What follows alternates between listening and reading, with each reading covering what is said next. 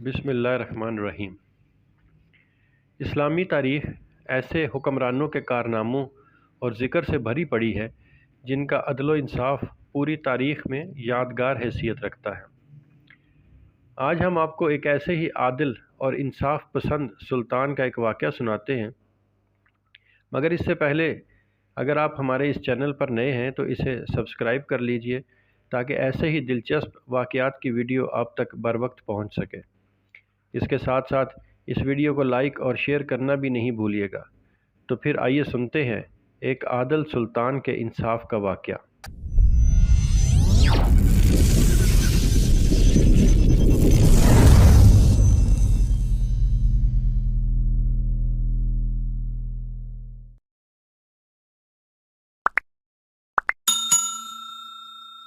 एक दिन सुल्तान जलालुद्दौला अपने लश्कर के साथ सफ़र कर रहा था।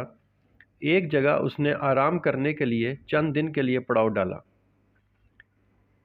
एक रोज़ सुल्तान अपनी आदत के मुताबिक शिकार करने के लिए छावनी से बाहर निकला तो उसे एक देहाती रोता हुआ मिला। सुल्तान ने पूछा, क्या माजरा है, तुम रो क्यों रहे हो? देहाती ने अर्ज़ किया, 3 लड़कों ने मेरा तरबूज छीन लिया है, वही मेरी कुल पूंजी थी।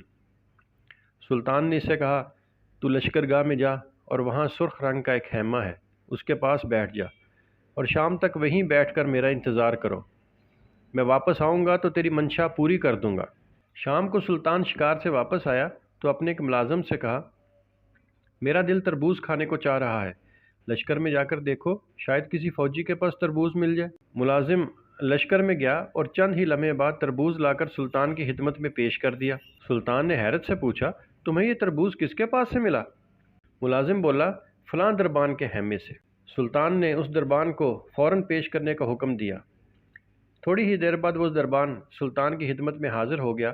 सुल्तान ने दरबान से पूछा, ये तरबूज तेरे पास कहाँ से आया? दरबान बोला, ये तरबूज मुझे 3 लड़कों ने ला कर दिया है।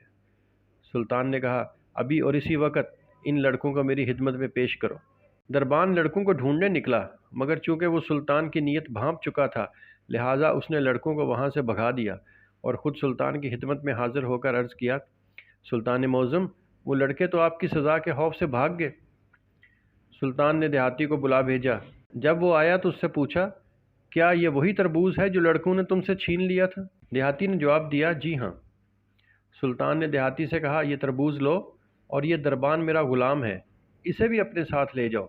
मैं इसे उस वक्त तक तुम्हें तोहफे में देता हूँ जब तक ये उन लड़कों को गिरफ़्तार करके पेश न कर दे। फिर सुल्तान ने उसे ख़बरदार किया, अल्लाह की कसम, अगर तुमने इसे छोड़ दिया तो मैं तुम्हारी गर्दन उड़ा दूँगा।